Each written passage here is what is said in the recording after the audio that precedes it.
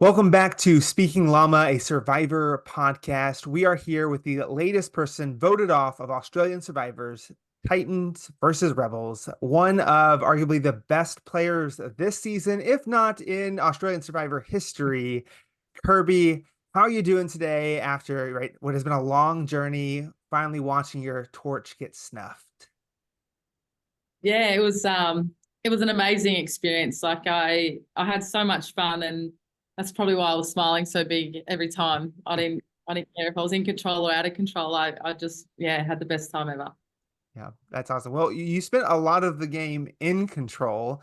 Can you share a little bit with us about your strategy behind your game, and in particular, how it evolved throughout the entire game? Yeah, yeah. So I've not watched Survivor before playing, so Wow. it was all new to me. I relied heavily on my ability to connect with people on a deeper level. I wanted to do that because if I can do that, then I was able to gain a lot more of people to kind of side with me and trust me to be able to then vote with me. But with the sporting aspect of it, adjusting and learning from anything at that time also, I guess, helped me be better or do better. Sitting on the Peter vote is a great example. Sitting on the fence with that Mhm. Peter vote, absolute rookie move. Found that out, apologized, gave my vote to Arlene, and said, "Here you go, have it. Like, let's move on." Yeah. So that's what that was.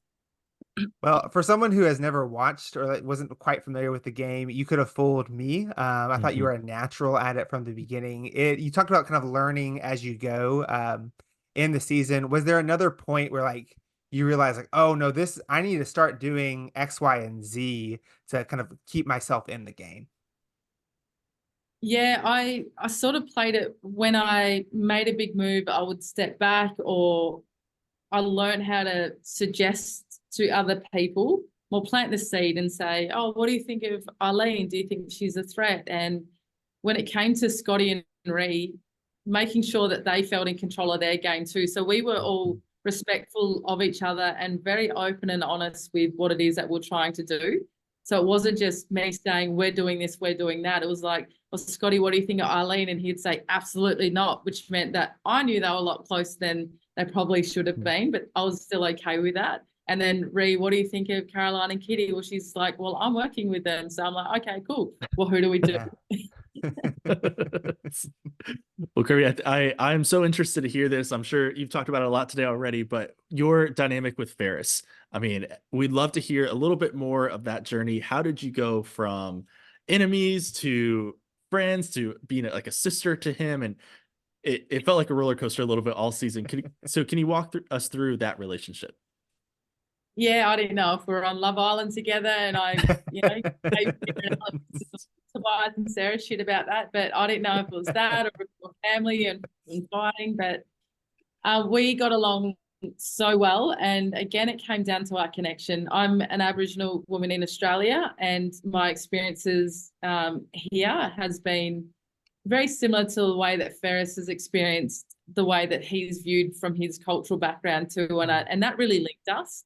So Mhm. that put us on a deeper level to be able to, use our sense of humor. We've both got the cheeky laugh and smile, so we're Yeah. able to do that, but still play the game because we're very aware that life is what it is outside of Survivor, but in the game we were able to separate it, and probably the only two that could clearly do that.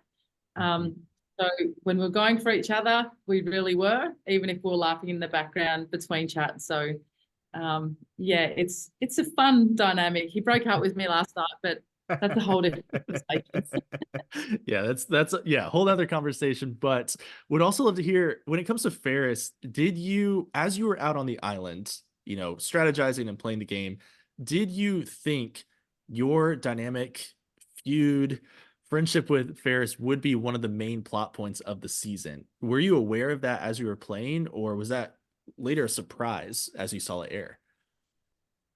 No, not at all. Like, my whole approach to the game was just playing it and reading it, and I saw it like a small scale of society. So Mhm. I was just reading people.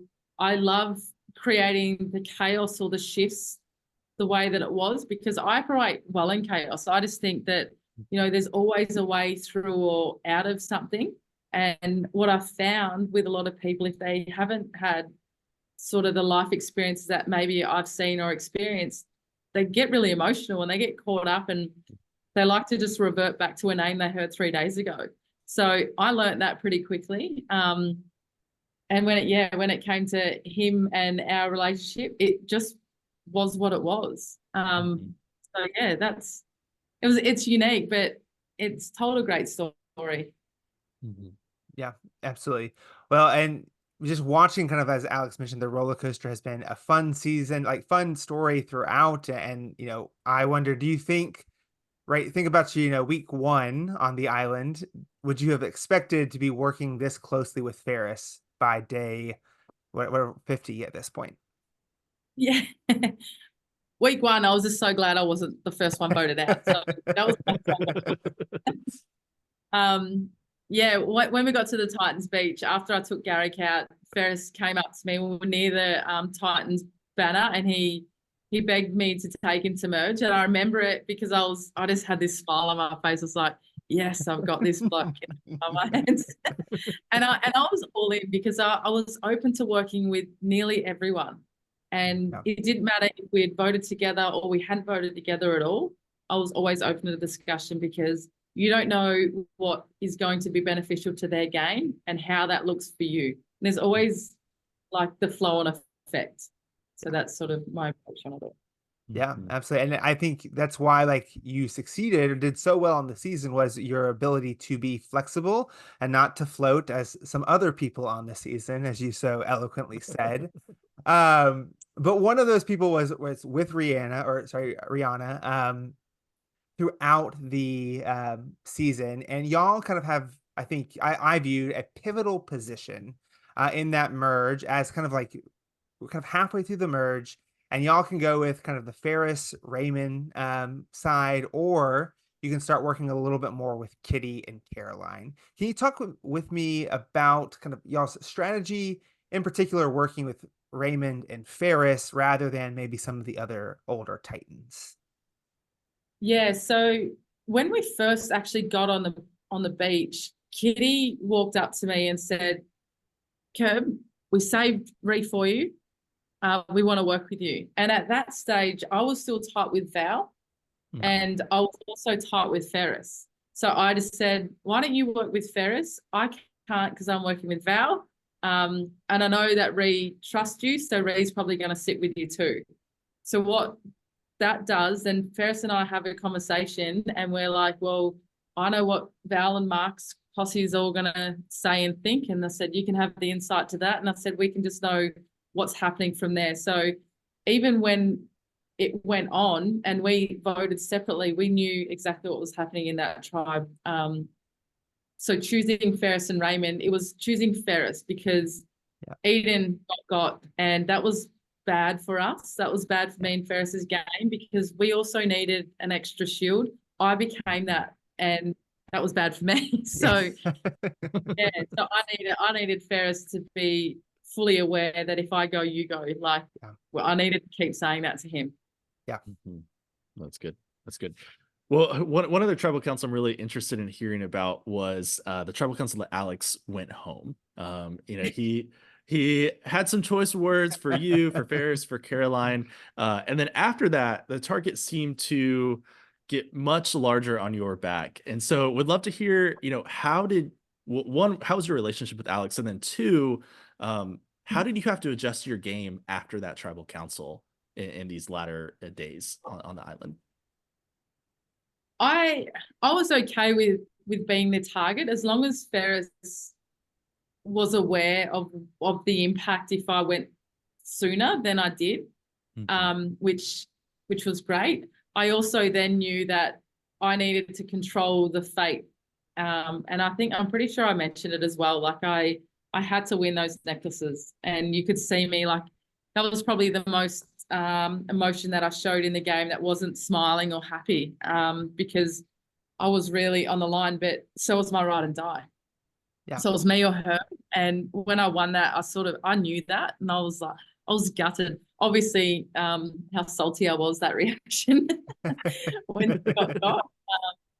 So yeah, it's from him calling him out and insulting everyone. I think that he thought that he could turn him and it would work in his favor. But Alex and I, we've always gotten along. Like he's fun, he's lovable. And it was just a game. The way that we interacted in the game was just that. That's what you saw. Yeah. I think that's healthy. That's a good thing. Did you have any was there a possibility when you won immunity and Rihanna did not, that you would give up immunity to Rihanna and try to force Ferris's hand to see if he would keep you or not? I think Raymond was in his ear too much. I think Mark was as well. And it was hard because they had numbers like at that stage, and it was either me or Ree. So I don't think I could have saved her, and I don't think she could have saved me. I don't think it would have been great for either of our games. Yeah, absolutely. That's definitely tough spots, which I'll point out the subtle, you giving Ree your immunity idol during that one kind of hectic vote, I thought was a beautiful move. Super impressed by that. You had a lot of moves, challenge wins throughout the game. I kind of said, I'm really impressed with your overall game.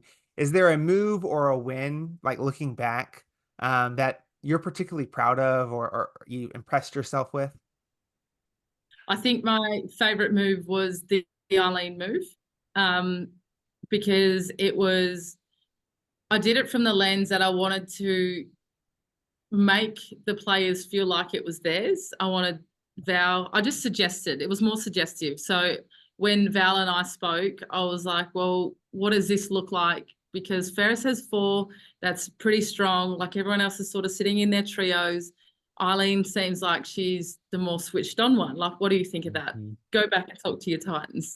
Yeah. And then I did the same with Kitty and the same with Caroline. And then I just stepped back and I said, you let me know what name you want when you're ready. So they came back with Eileen and I was like, brilliant. This is so good. It's a genius move. Diabolical, but genius. So Kirby, one question I had too, thinking about this last episode, the big move we saw was Ferris and Raymond planting this fake idol, allowing Raymond to theoretically be safe from the vote. Was there any talk or any thoughts you had that this idol may not be real, or what was going on with that? No, I knew. I watched them do it because Ferris told me the idea, and in my mind, actually, in hindsight, I should have said, well, why don't I just do that? So yeah, that would have worked a lot better for me. But yeah, I watched them do it, and it was just a sort of, because I also trusted that Ferris and Raymond were solid with me. The fact that I didn't win the necklace, that didn't mean it was game over for me either. Like Ferris had an idol, and he knew his name was mentioned. So it was weird that it wasn't weird. It was smart that he actually did what he did, broke up with me. Yeah. What do you call it? I don't even care. Well, to that end, right? I think in some of your kind of exit interview on the episode, you kind of reflect on why they voted you out in terms of people just saw you as too big of a threat. Do you think that is why Ferris ultimately does not play the idol for you? Because we could argue that that's a move for him, right? To keep a big threat, keep the shield in the game for himself. Oh, it would have been so favorable for him if he had said, I wasn't afraid of my gameplay. I kept the biggest play in their minds in the game, and I went head to head. So, and I played the idol right or correct for the first time in the whole season. Yeah. So there's so many positive layers to just keep me in the game. But at the same time, when he looked at the jury and he got nothing from them, I think he sort of panicked there. Yeah, that's fair. That's fair. It's so tricky being in the end game too, because you need to make it to the end, but you also need to impress the jury. So I'm curious to hear from your perspective, what was your ideal end game? Who did you want to sit next to? Who did you think you could beat? Maybe. I mean, what was your pitch if you got there? Yeah, I was always when I said to Ferris, I want to beat the best if I want to be the best, and I was dead set. So if Ferris was considered the best, then I was happy to sit next to him. If it was Mark, I was happy to sit next to Mark. If it was Caroline, same thing goes. And if it was Ray, same thing goes. So I knew that a lot of my moves were obvious, and there were 3 or 4 of them that were blindsides, and that's, I think, pretty big. And obviously I've won immunity necklaces. The first one I didn't really need to win. That was just like I just won it. And the last 2, I needed to dig deep and actually win it because my game was on the line. So I was confident in that. But my social game, you can't just bring people into a vote if you're not connected, if you don't actually take the time with them. So for me to be able to go, oh, Kitty, let's come over here. Like that was days on end of work. Yeah. Yeah. And I also don't know what their stories are either, like the moves behind the scenes, what they did to make things happen. Like I don't know a lot of that. And if that, their story was better and their game was better, like you beat the best, then that's what it is. Yeah, absolutely. Well, as we kind of like wrap up our time with you, and you think about your entire experience, right? You got really close, played a really great game. What are you taking away from the experience of being on Survivor?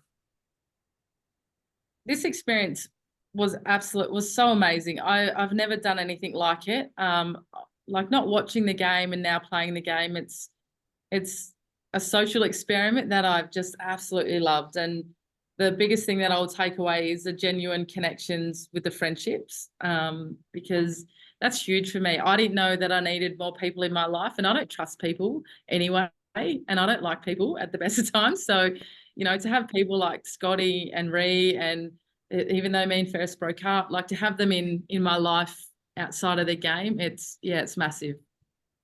Absolutely. Well, thank you so much for the time. I also give a small shout out we had Sean from a former Survivor player on our podcast early in the season, and he was talking big praises to you, was rooting for you. So I know that for Alex and I, we were, we do a kind of a draft at the beginning of the year. You weren't on either of our teams, but because of Sean, we were definitely rooting for you along the way. I hate to see you go at this point, but you played a great game. I love that. Thank you so much. And yeah, Sean's amazing. We've done some coaching together, so hopefully I can work in with him again soon. I might get some actual ideas on how to play this game better. I mean, he may be asking you at this point of how to play the game better. So that's all I'll say. But thank you so much, Kirby. We hope you have a good rest of the day and enjoy watching how the season unfolds along with the rest of us.